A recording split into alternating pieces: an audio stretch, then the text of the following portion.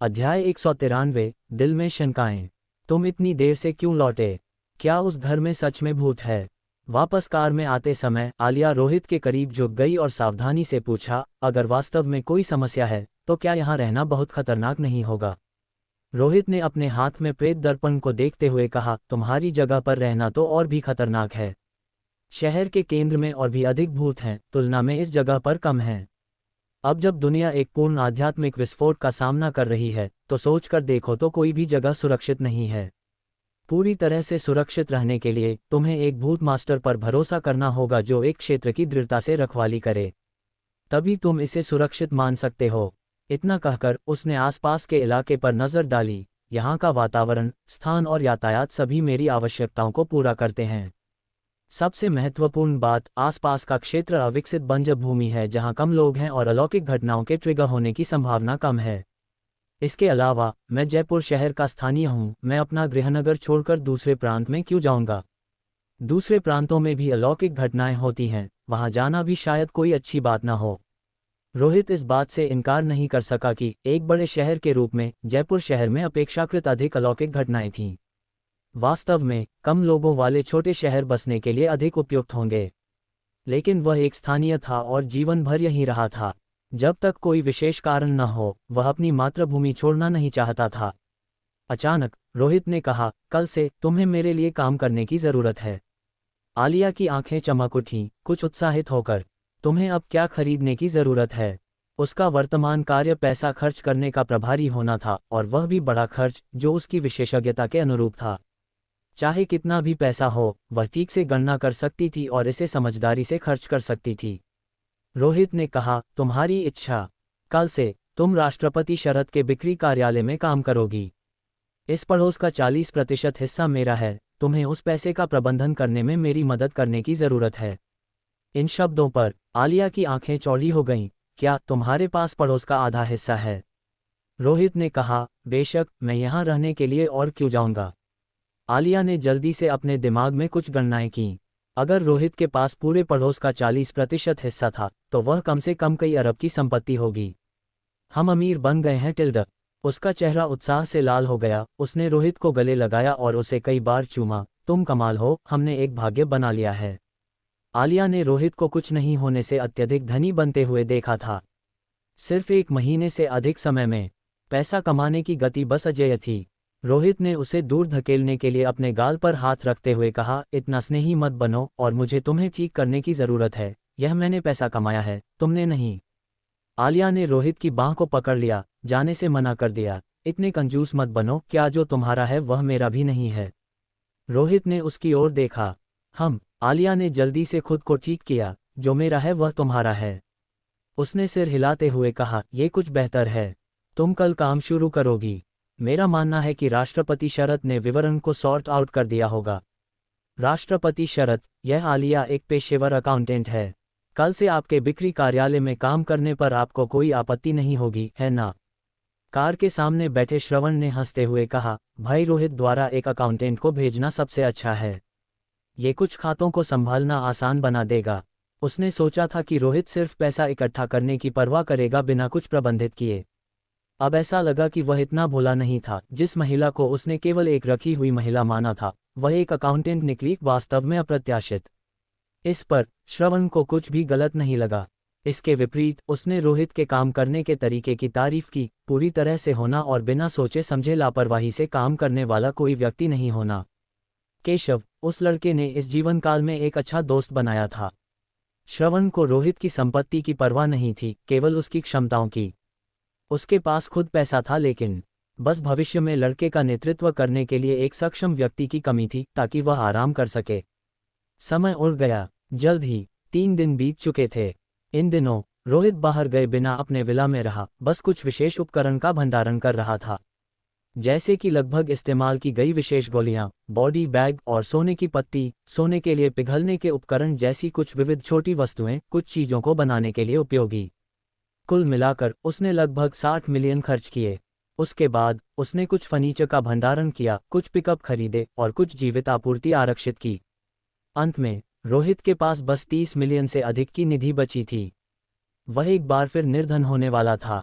सौभाग्य से आलिया पहले ही श्रवण के नए बिक्री कार्यालय में काम करना शुरू कर चुकी थी, इसलिए अब वित्त के बारे में चिंता करने की कोई ज़रूरत नहीं थी।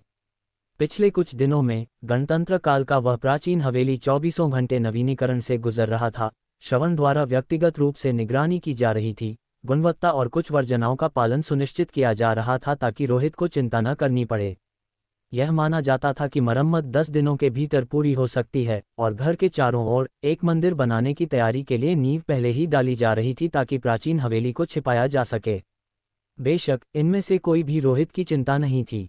इंतजार के 3 दिन एक अर्थहीन बर्बादी नहीं थे। कम से कम वह निश्चित हो सकता था कि प्रेत दर्पण के अंदर का प्रेत वास्तव में नहीं छोड़ सकता था। केशव कहीं भी हो, दर्पण के अंदर का प्रेत उसका पीछा नहीं करता था। उसका पहले का अनुमान सही था। प्रेत दर्पण दूसरे दर्पण द्वारा प्रतिबिंबित होने के खिलाफ सबसे अधिक वर्जित था, अन्यथा अंदर का प्रेत दूसरे दर्पण के साथ बाहर स्थानांतरित हो जाएगा।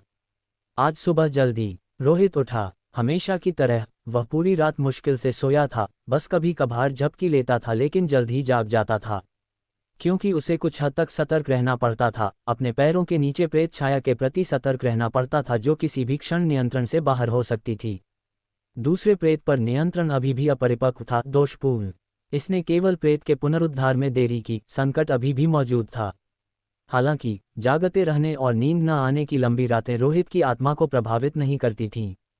अगर उसे थकान महसूस नहीं हो रही होती और कुछ आराम की ज़रूरत होती तो वह पूरी 24 घंटे तक बिना सोए एक सामान्य जीवन जी सकता था, जैसे उसे अनिद्रा की बीमारी थी।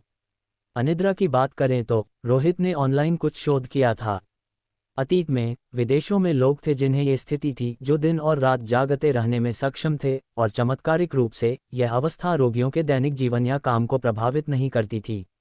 अब इसे देखते हुए तथाकथित रोगी विदेशों से भूत नियंत्रक होने की बहुत संभावना थी। बस इतना है कि कुछ संगठनों ने सत्य को स्पष्ट करने के लिए तुच्छ और भ्रामक जानकारी जारी की।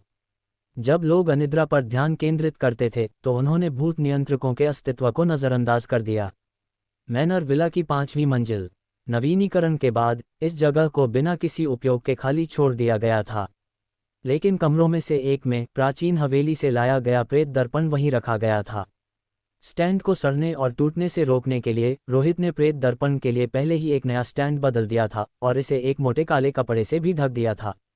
पिछला फटा मोमजामा लगभग अनुपयोगी होने की हद तक बिगड़ गया था और कमरे के चारों ओर दीवारों पर प्रतिबिंबित होने के बजाय रोहित द्वारा किराए पर लिए गए एक श्रमिक ने उन्हें सभी को काला रंग दिया था, जिसमें खिड़कियां भी शामिल थीं।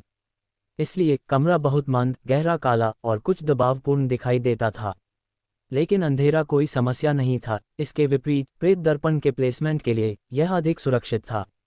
रोहित कमरे में एक कुर्सी पर बैठा और सोने के एक डिब्बे से मानव त्वचा के कागज का एक लंबे समय से सीलबंद टुकड़ा बाहर निकाला। दिमाग में बहुत सारे सवालों के साथ और लंबे विचार के बाद उसने मानव त्वचा के कागज के रहस्यमय टुकड़े से पूछने का फैसला किया। रोहित जानता था कि यह चीज़ उसकी कल्पना से कहीं अधिक जानती थी। इसकी अनियंत्रित प्रकृति और भयानक अस्तित्व के कारण हुआंगान गैंग की घटना के अंत के बाद से उसने इसे पूरी तरह से सोने के एक कंटेनर में सील कर दिया था। इसे हल्के ढंग से इस्तेमाल करने का इरादा नहीं था। हालांकि प्राचीन हवेली में 3 कमरों के अस्तित्व ने उसे स्पष्ट रूप से परेशान कर दिया, इसलिए वह इसकी तह तक जाना चाहता था और पूरी कहानी जानता था। मानव त्वचा का कागज हमेशा की तरह सामान्य दिखता रहा। जयपुर शहर में एक प्रेत का उपभोग करने के बावजूद कोई बदलाव नहीं दिखा, जो अच्छी खबर थी। जल्द ही मानव त्वचा के कागज पर लिखावट की एक पंक्ति उभरी। 3 दिन पहले केशव के बगल में प्रेत का पीछा करते हुए मैं गणतंत्र काल की एक पुरानी हवेली में आया, जहां सब कुछ अजीब की चीख रहा था और मैं महसूस कर सकता था कि यह अन्य जगहों से अलग था। मैं दूसरी मंजिल पर गया और 3 कमरे देखे, जिसने मुझे बहुत सतर्क कर दिया। तीसरे कमरे में मुझे एक दर्पण मिला, जिसे मैं प्रेत दर्पण कहता हूँ। लिखावट वहीं समाप्त हुई। रोहित का चेहरा काला पड़ गया। क्या ये सिर्फ स्पष्ट नहीं कह रहा था? ये सारी जानकारी उसे पहले ही पता थी, उसे इसे स्पष्ट करने की ज़रूरत नहीं थी। ऐसा लगा कि पिछली बार उसकी मांगों को पूरा करने के बाद यह अब काम करने की अनिच्छा दिखा रहा था। कोई भी मुख्य और उपयोगी जानकारी प्रकट करने के लिए तैयार नहीं था। रोहित इस अनिच्छुक मानव त्वचा के कागज से अधिक जानकारी कैसे प्राप्त करेगा? पुनरुत्थान या धोखा? मानव त्वचा के कागज से निपटना प्रेतों से निपटने के बराबर है। सामान्य प्रेतों से जो अलग है वह यह है कि मानव त्वचा का कागज कोई खतरा पैदा नहीं करता है और महत्वपूर्ण क्षणों में जान बचा सकता है, जिससे इस पर निर्भर होना आसान हो जाता है। इसे रखना एक खेल में धोखा कोड रखने जैसा है, जिससे आप निश्चित हार से वापस आ सकते हैं। लेकिन रोहित का मानना था कि इस दुनिया में कोई प्रेत नहीं है जो लोगों की मुफ्त में मदद करेगा।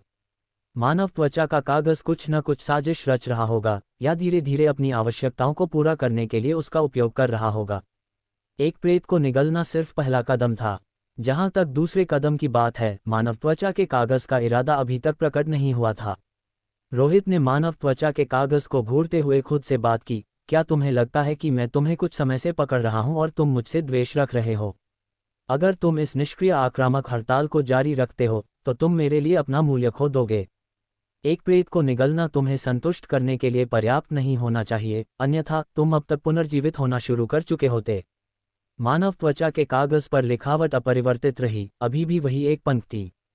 ऐसा लगा कि अब उससे फिर से बातचीत करना असंभव हो गया था। रोहित ने अपनी आंखें सनकरी कर लीं। क्या तुम्हें एक डिब्बे में सील करके, उसे वेल्ड करके बंद करना और उसे गहरे समुद्र में फेंकना अच्छा लगेगा? वैसे भी मैं तुम्हारे साथ बहुत सहज नहीं हूं। अगले ही पल मानव त्वचा के कागज पर लिखावट गायब होने लगी। यह ऐसा था जैसे इसे किसी शक्ति द्वारा मिटाया जा रहा था। फिर नई लिखावट उभरी। मैं तीसरे कमरे में गया और वह प्रेत दर्पण देखा, और मैंने उस चीज को दूर ले लिया क्योंकि मैं जानता था कि दर्पण में एक अकल्पनीय शक्ति थी। लिखावट यहाँ टूट गई और फिर नीचे बड़े अक्षरों की एक पंक्ति दिखाई दी, यह मृतकों को पुनर्जीवित कर सकता है। क्या मृतकों को पुनर्जीवित करें? रोहित की आंखें अचानक सनकरी हो गईं और वह अचानक खड़ा हो गया। मानव त्वचा के कागज को घूर रहा था। यह असंभव है। अब तक हुई सभी असामान्य घटनाओं में कोई भी कभी भी मृत्यु से वापस नहीं आया था, कम से कम उस जानकारी के अनुसार नहीं जो उसे इस बिंदु पर मिली थी। फिर लिखावट फिर से बदल गई। जैसा कि मैंने सोचा, वास्तविक पुनरुत्थान असंभव है। ये केवल कुछ अर्थों में पुनरुत्थान का एक रूप है और एक निश्चित कीमत पर आता है। वह कीमत दर्पण के अंदर के प्रेतों में से एक को जारी करना है। रोहित फिर विचार करने लगा। कुछ अर्थों में पुनरुत्थान का एक रूप, उसका वास्तव में क्या मतलब था? क्या ये वास्तविक पुनरुत्थान नहीं था?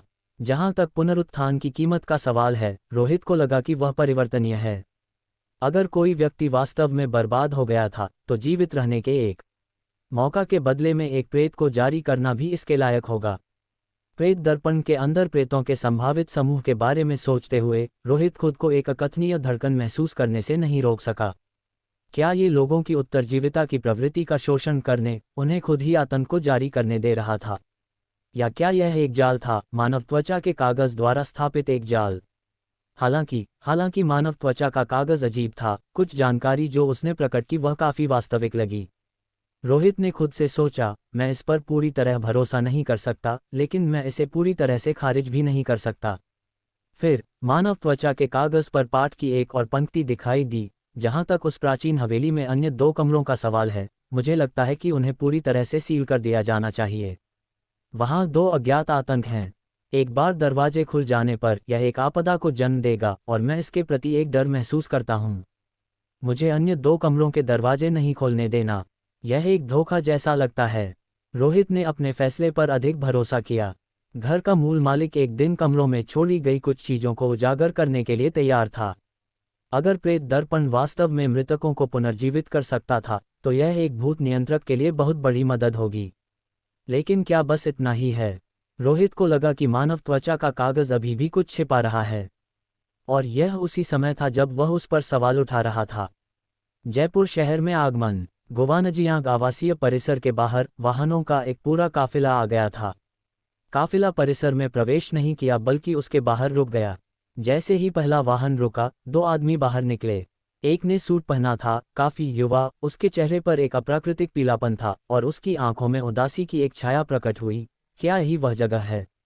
रोहित का निवास। यह उपेंद्र गुप्ता था, जो अब किंग मनोरंजन क्लब से था।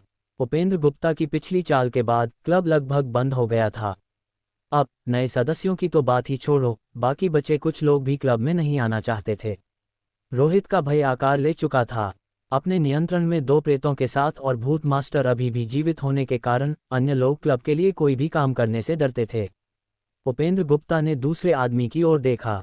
हम रोहित की क्षमताओं में से एक की पुष्टि कर सकते हैं, जो प्रेत क्षेत्र होना चाहिए। ये भयंकर प्रेत अभिलेखागार में सूचीबद्ध अनसुलझी क्षमताओं में से एक है। दूसरा प्रेत स्पष्ट नहीं है। पवन कुमार, क्या तुम्हारे पास इससे निपटने का कोई तरीका है?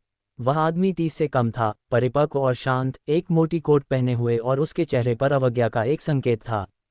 पवन कुमार ने एक सिगरेट जलाई और ईमानदारी से बोला, प्रेत क्षेत्र वास्तव में संभालना कठिन है। अगर वह अपनी जान बचाना चाहता है तो मैं उससे नहीं निपट सकता। यह एक आश्चर्यजनक हमला होना चाहिए, अन्यथा तुम्हारी कार्रवाई विफल होने के लिए बर्बाद है। अगर कौशिक यहाँ होता तो मुझे 70 से 80% विश्वास होता। उसकी प्रेत रस्सी भयंकर प्रेतों को फंसा सकती है, जिसमें अन्य भूत मास्टर भी शामिल हैं। उसके सहयोग से 10 प्रेत क्षेत्र भी बर्बाद हो जाएंगे। उपेंद्र गुप्ता ने कहा, तुम एक सीधे आदमी हो और मैं तुम्हारी बात पर विश्वास करता हूँ। लेकिन यह मत भूलो, मेरा भाई एक प्रोफेसर है, देश में असामान्य अनुसंधान में शामिल होने वाला पहला व्यक्ति। इस बार मैं अनुसंधान संस्थान से कुछ लाया हूं जो इस ऑपरेशन के लिए बहुत मददगार होगा। तभी पवन कुमार ने उपेंद्र गुप्ता के हाथ में एक सुनहरा ब्रीफकेस देखा, विशेष लक्षणों से संबंधित। पवन कुमार ने मुस्कान के साथ पूछा, प्रोफेसर अरूप गुप्ता ने अब कौन सा नया उत्पाद विकसित किया है? वह प्रेत मोमबत्ती काफ़ी अच्छी थी, प्रेत हमलों से बचने में सक्षम थी। तुम उनमें से कोई नहीं लाए हो, है ना? वह एक नियंत्रित वस्तु है। आवश्यक अनुमति के बिना मैं उसे नहीं ले सकता, लेकिन ये कुछ हद तक समान है, प्रेत मोमबत्ती का एक व्युत्पन्न। उपेंद्र गुप्ता ने ब्रीफकेस खोला। अंदर एक उंगली थी। ये लंबी और पतली सूखी उंगली, काले और खूंखार नाखूनों के साथ, जोड़ असंगत, स्पष्ट रूप से एक जीवित व्यक्ति से संबंधित नहीं थी। पवन कुमार का ध्यान तेज हो गया क्योंकि उसने उंगली की भयानकता को महसूस किया। एक व्युत्पन्न, यह मुझे एक विफल उत्पाद जैसा अधिक लगता है। उपेंद्र गुप्ता ने कहा, विफल उत्पाद और सफल उत्पाद समान होते हैं, केवल अंतर यह है कि एक नियंत्रणीय है और दूसरा नहीं है। लेकिन क्या अनियंत्रित हमें प्रभावित करता है? पवन कुमार ने मुस्कान के साथ छेड़ा, तुम वास्तव में द्वेष रखते हो। एक व्यक्तिगत स्कोर को निपटाने के लिए यहाँ आकर तुम बड़ी तस्वीर को खतरे में डाल रहे हो। अगर ऊपर वालों को इस बारे में पता चला तो सबसे पहले तुमसे निपटा जाएगा, अब सामान्य मामलों की तुलना में उच्च प्राथमिकता के साथ। आखिरकार रोहित मुख्यालय के काफी करीब है और जयपुर शहर का अगला प्रमुख बनने की संभावना है। उपेंद्र गुप्ता ने ठंडे ढंग से कहा, चिंता मत करो, वह प्रमुख नहीं बनेगा। मेरे कारण वह मर चुका है। पवन कुमार ने कंधे उचकाए, अप्रभावित। मुझे परवाह नहीं है, अगर कुछ गलत होता है तो ये तुम्हारी जिम्मेदारी है। चलो चलते हैं। चलने का समय हो गया है। लोगों का एक समूह तुरंत गुवानजियांग आवासीय परिसर में चला गया, चोरी करने के किसी भी इरादे के बिना साहस से आगे बढ़ते हुए। 1995वां अध्याय, शिकार योजना संशोधित प्रतिस्थापन के साथ। रोहित का पता लगाओ। उसकी मौजूदगी का पता चलने से पहले घास पर प्रहार कर सांप को चौंकाना नहीं है। कोई भी व्यक्ति जो जानकारी लीक कर सकता है या रोहित का ध्यान खींच सकता है, उसे तुरंत मार दिया जाना चाहिए। ये कार्रवाई पहली कोशिश में सफल होनी चाहिए, दूसरा मौका नहीं मिलेगा। याद रखना, वह अत्यंत खतरनाक व्यक्ति है। हम उसे केवल अचंभित करके पकड़ सकते हैं और एक ही वार से मारना होगा। उपेंद्र गुप्ता ने गंभीर भाव धारण किए हुए 20 से अधिक पेशेवरों के साथ आवासीय परिसर के रास्तों पर चहलकदमी की। अकेले प्रेत नियंत्रक भूत मास्टर केवल वह और पवन कुमार थे। बाकी लोग सामान्य थे, पर सामान्य होने के बावजूद उन्होंने पेशेवर प्रशिक्षण लिया हुआ था। हो सकता है वे असाधारण घटनाओं को न संभालते हों, लेकिन उन्होंने कई प्रेत नियंत्रकों से सफलतापूर्वक निपटा था। भूतों की तुलना में मनुष्य अभी भी कहीं अधिक नाजुक थे। इसके अलावा हर व्यक्ति विशेष रूप से बनाए गए हथियारों से लैस था। वे सभी अंडरवर्ल्ड के अभिजात वर्ग से थे और केवल इन लोगों को जुटाने में उपेंद्र गुप्ता को कुल 200 मिलियन का खर्च आया था। जाहिर है, पवन कुमार को कार्रवाई के लिए कहने की लागत की तुलना में ये 200 मिलियन कम माने गए। आवासीय परिसर में पहुंचने के बाद समूह तुरंत तितर-बितर हो गया। कुछ ने खुद को पर्यटकों के रूप में, कुछ ने संभावित खरीदारों के रूप में और कुछ ने परिसर के कर्मचारियों के रूप में छिपा लिया। इतने बड़े परिसर में 20-30 लोगों का फैल जाना शायद ही ध्यान खींचने वाला था। उन्हें रोहित को ढूंढने दो और मैं अभी के लिए छिप कर रहूंगा। सबसे अच्छा होगा अगर वे इसे संभाल सकें, पवन कुमार ने मुस्कुराते हुए कहा, एक तरफ खड़े होकर बिना किसी चिंता के धूम्रपान करते रहे। उपेंद्र गुप्ता ने कहा, चीजें सुचारू रूप से हों, ये देखकर मुझे भी बहुत खुशी होगी। सीधा टकराव न होना उनके अपने हित में भी था। उपेंद्र गुप्ता ने रोहित के प्रेत क्षेत्र भूत डोमेन का अनुभव किया था और जानते थे कि वह एक कठिन प्रतिद्वंद्वी था। हालांकि अधिकांश लोग जिनके पास प्रेत क्षेत्र होता है उनमें एक घातक कमी होती है, उनका अपना शरीर अत्यंत भंगुर होता है। ऐसी क्षमताएं विशेष होती हैं और उन्हें इस्तेमाल करने की लागत बहुत अधिक होती है। तदनुसार एक प्रतिशोधी भूत के पुनर्जीवित होने में लगने वाला समय कम होगा और व्यक्ति शायद सिर्फ एक साधारण इंसान हो सकता है। जब तक कोई सही तरीका इस्तेमाल करता है, उन्हें मारना शायद उतना मुश्किल नहीं होगा जितना सोचा जाता है। इसके तुरंत बाद कुछ विशेष कर्मचारियों ने पूछताछ के माध्यम से नया बिक्री कार्यालय ढूंढ लिया। अगर रोहित यहीं रहता है तो बिक्री कार्यालय के कर्मचारियों को जरूर पता होगा, कुछ विदेशी दिखने वाली एक महिला ने कहा। उसका नाम दिशा था, एक मिश्रित नस्ल की भाड़े की सैनिक किराए की सिपाही। चूंकि विदेशों का वातावरण उसके करियर के लिए अनुकूल नहीं था, इसलिए उसने एशिया आने का फैसला किया और प्रेत नियंत्रकों के शिकार में विशेषज्ञता रखने वाली एक कंपनी में शामिल हो गई। पहले जगह का पता लगाओ, फिर योजना लागू करो, चरणों का पालन करो और लक्ष्य के जीवित बचने की संभावना 30% से अधिक नहीं होगी। मैंने रोहित की जानकारी देखी है, वह केवल थोड़ा सा व्यवहारिक अनुभव वाला एक छात्र है जिससे सफल होना आसान हो जाएगा, कोन नाम के एक व्यक्ति ने कहा। उसके बगल में एक व्यक्ति हंसा, क्या बड़े बॉस कोन, क्या आप अपनी तथाकथित 3 चरण शिकार योजना लागू करने जा रहे हैं? नाम तो डरावना लगता है, लेकिन मुझे आश्चर्य है कि यह कितनी प्रभावी है। बस योजना के साथ सहयोग करो और बकवास बंद करो, कोन नाम के आदमी ने तीखे ढंग से कहा। अभी भी मजाक कर रहे हो, लेकिन अगर योजना विफल हुई तो हम सब मर जाएंगे। क्या तुम्हें सच में लगता है कि यह पैसा कमाना आसान है? तुम्हें एहसास होना चाहिए कि हमारा विरोधी किस तरह का व्यक्ति है। आप इस ऑपरेशन के कमांडर हैं, इसलिए आपका निर्णय ही अंतिम होगा। उस व्यक्ति ने उदासीनता दिखाते हुए कंधा उचका दिया। उनमें से कुछ बिक्री कार्यालय पहुंचे। बिक्री कर्मचारियों ने तुरंत गर्मजोशी से उनका अभिवादन किया। क्या आप संपत्ति देखने आए हैं? मैं अभी बस आसपास देखूंगा, कोन ने कहा। यह इसी क्षण था कि अन्य 2 सदस्यों ने रोहित के ठिकाने का पता लगाने के लिए बिक्री कार्यालय के कर्मचारियों से पूछताछ शुरू कर दी। आमतौर पर उनके आने से पहले ही रोहित का स्थान निश्चित हो जाना चाहिए था, लेकिन चूंकि पूरे आवासीय परिसर में अभी तक सीसीटीवी कैमरे नहीं थे, इसलिए वे उसे खोजने के लिए तकनीकी साधनों का उपयोग नहीं कर सके। वे लोग अजीब हैं, वे घर खरीदने के लिए यहाँ नहीं आए लगते हैं। पास के एक कार्यालय के अंदर कांच के दरवाजे के पीछे काम कर रही आलिया ने उन पर एक नज़र डाली और फिर बोली, आलिया, बड़ी सुंदरी, तुम कैसे कह सकती हो कि वे संपत्ति खरीदने के लिए नहीं आए हैं? वह महिला विदेशी दिखती है और वे सभी औपचारिक रूप से कपड़े पहने हुए हैं। ऐसा लग रहा है कि उनके पास पैसा है, एक महिला सहकर्मी ने हंसते हुए कहा। उसके लहजे में चापलूसी और खुशामद दोनों मिली हुई थी। बिक्री कार्यालय में यह कोई रहस्य नहीं था कि नई आए आलिया रोहित की तरफ से है, और रोहित गुवानजियांग आवासीय परिसर के बड़े मालिकों में से एक थे। सामान्य कर्मचारियों के लिए आलिया स्वाभाविक रूप से एक असाधारण हैसियत और पहचान रखती थी। औपचारिक, हाँ, लेकिन वे अंगरक्षकों जैसा माहौल देते हैं, थोड़े ज्यादा सख्त और अकड़े हुए। आलिया ने कहा, मैं शर्त लगाती हूं कि वे लोग निश्चित रूप से घर खरीदने के लिए नहीं आए हैं।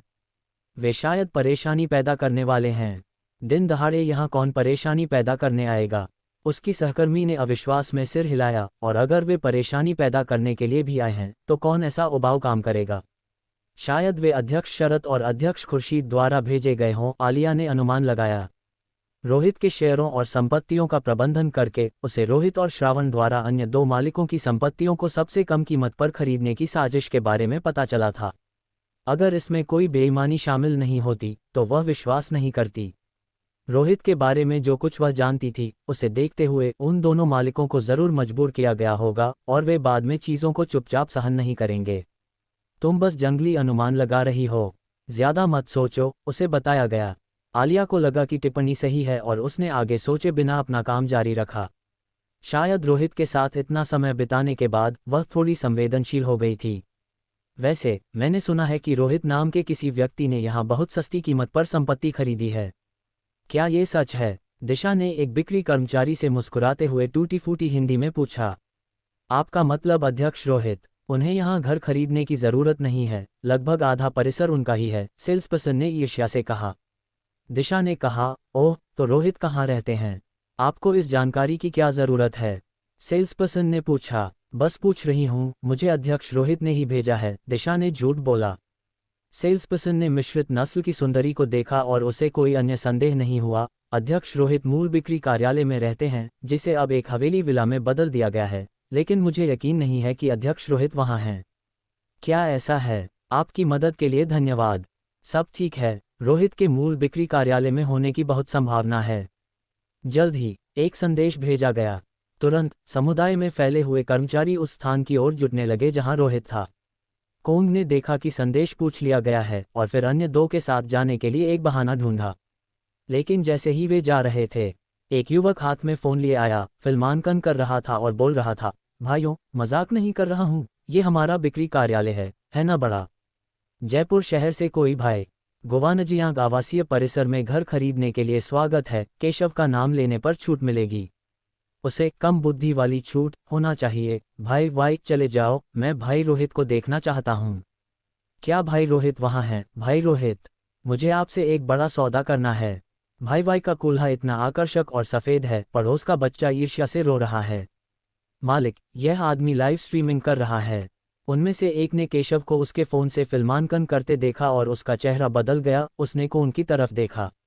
ऑपरेशन उजागर हो सकता है और कंपनी को परिणाम भुगतने पड़ेंगे, लेकिन उनके चेहरे उजागर नहीं हो सकते थे या इससे उनके लिए गंभीर परेशानी हो सकती थी। उस पर ध्यान मत दो। कोंग ने तेजी से एक नज़र डाली और केशव के पास से सीधे निकल गया। लेकिन इसी पल केशव पलट गया और अपने फ़ोन के साथ पीछे पीछे चलने लगा। जल्दी मत करो भाइयों, मैं अब भाई रोहित की जगह जा रहा हूं और तुम्हें भाई रोहित के घर का बड़ा खजाना दिखाऊंगा। दोबारा टैप करना और फॉलो करना याद रखना। मालिक, वह हमारा पीछा कर रहा है, दिशा ने कहा। ऐसा लगता है कि वह भी रोहित की जगह जा रहा है। वह रोहित का दोस्त हो सकता है। कोंग, मैंने यहाँ पुष्टि कर दी है, रोहित विला के अंदर है। वायरलेस ईयरपीस से एक संदेश आया। कोंग ने तुरंत आदेश दिया, सुमित, उससे निपटो, उसे हमारी योजना को बाधित न करने दो। कोई समस्या नहीं। सुमित नामक कर्मचारी मुस्कुराया और तुरंत पीछे आ रहे केशव के पास जाने के लिए मुड़ा। दोस्तों, मैं तुमसे झूठ नहीं बोल रहा हूँ, भाई रोहित के पास सच में एक बड़ा खजाना है। ये बहुत अद्भुत है और तुम्हें एक अप्रत्याशित खुशी देगा, केशव ने लाइव स्ट्रीम को बताया। उसने इंटरनेट पर इन देहाती गंवारों को प्रेत दर्पण की एक झलक देने का फैसला किया। उसे विश्वास था कि यह बहुत दिलचस्प होगा। दोस्त, क्या तुम लाइव स्ट्रीमिंग कर रहे हो? सुमित ने मुस्कुराते हुए कहा जैसे ही उसने केशव के कंधे पर हाथ रखा। तुम क्या चाहते हो? केशव ने कहा। उसी क्षण सुमित ने तेजी से केशव के हाथों से फ़ोन छीन लिया और तुरंत उसे ज़मीन पर दे मारा, जिससे वह टुकड़े टुकड़े हो गया। धत, तुम भाई वाई से पंगा लेने की हिम्मत करते हो? सोचते हो कि मैं एक कमज़ोर हूँ? मानो या न मानो, मैं।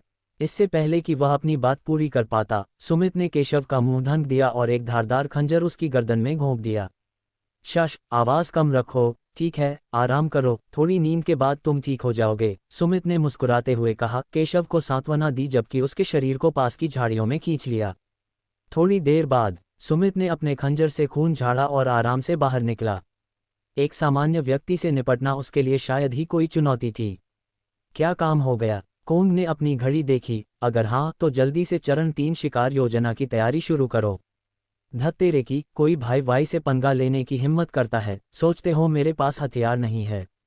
लेकिन अगले ही पल केशव झाड़ियों से बाहर रेंगता हुआ निकला। उसकी गर्दन से खून बह रहा था, जबकि उसने सुमित पर बार बार हैंडगन से गोली चलाई। सावधान रहो, उसके पास बंदूक है, दिशा ने सदमे में चिल्लाया। सुमित समय पर मुड़ा और उसे कई गोलियां लगीं।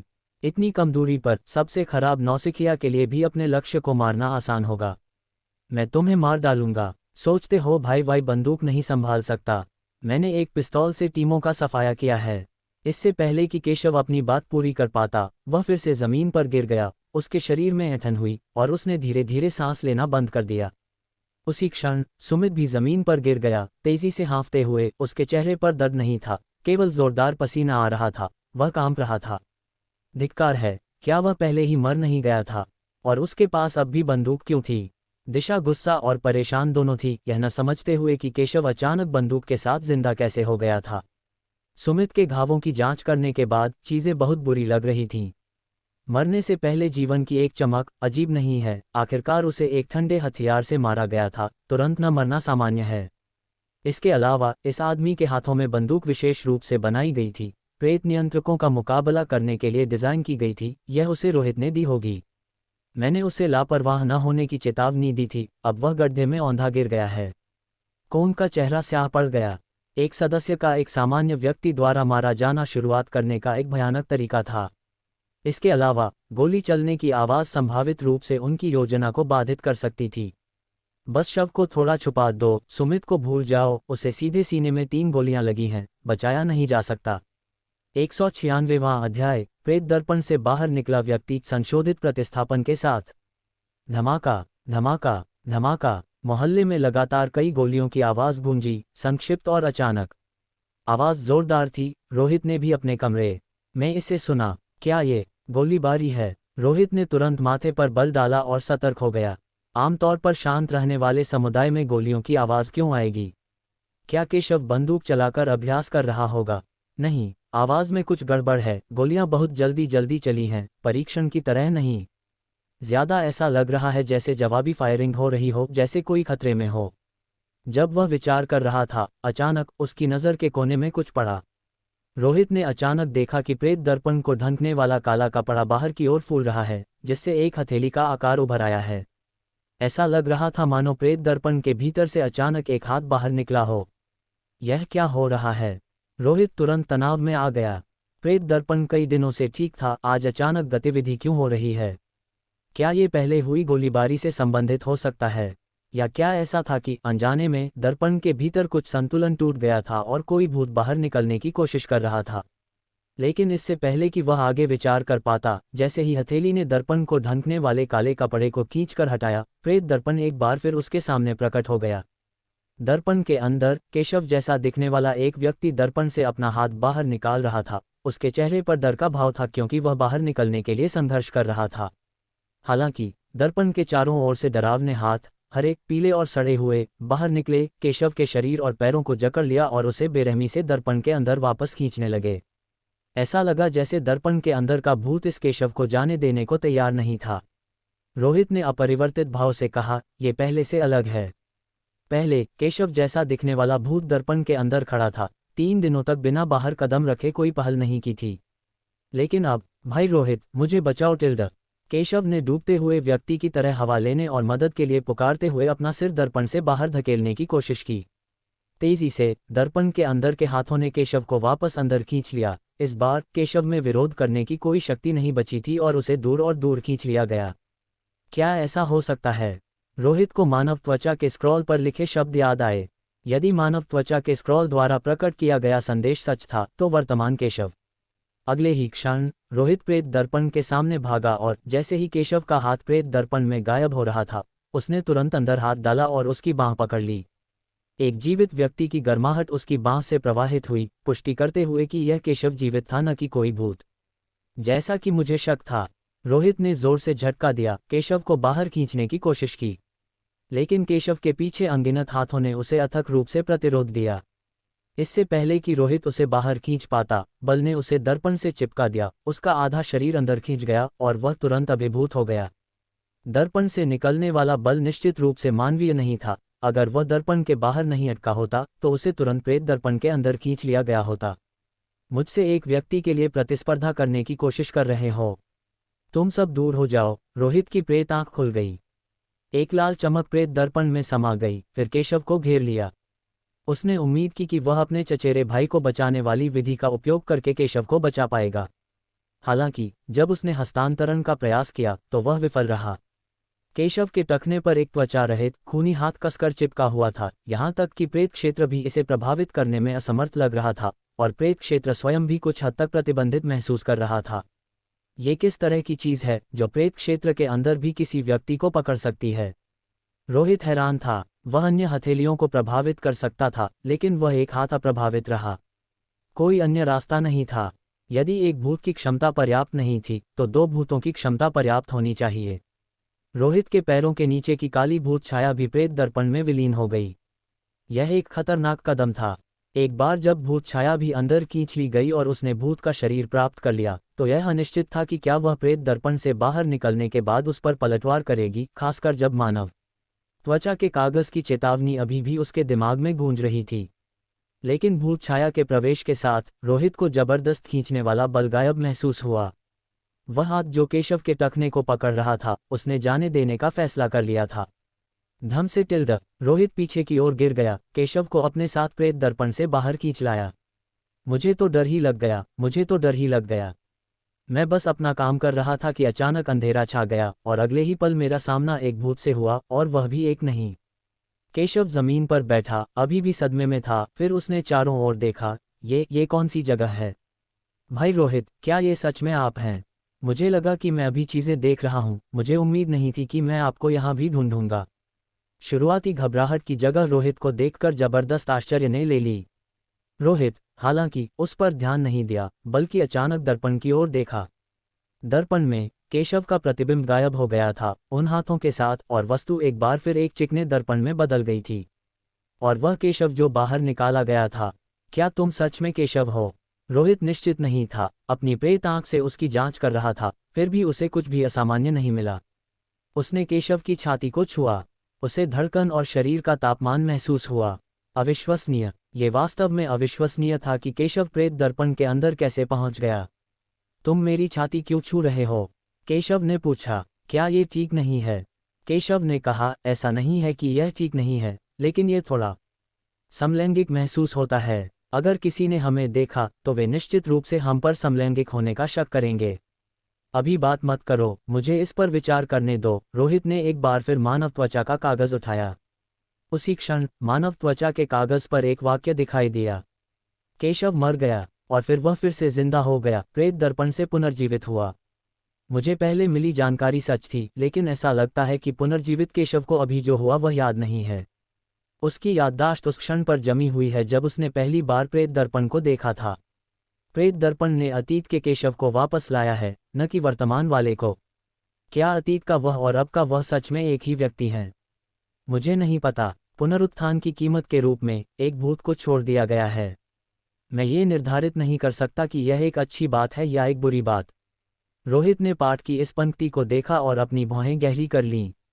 ऐसा प्रतीत हुआ कि केशव की मृत्यु और पुनरुत्थान वास्तविक थे। मानव त्वचा का कागज पूरी तरह से सही था, ये वास्तव में मरे हुए को वापस जीवन में ला सकता था। लेकिन एक शर्त थी, किसी को अपनी परछाई प्रेत दर्पण पर छोड़नी होगी। यह एक खेल बचाने जैसा है। अभी उसकी चिंता नहीं करते हैं। केशव की मौत का संबंध पहले की गोलीबारी से होना चाहिए, जिसका मतलब है कि मोहल्ले में अब मुसीबत है।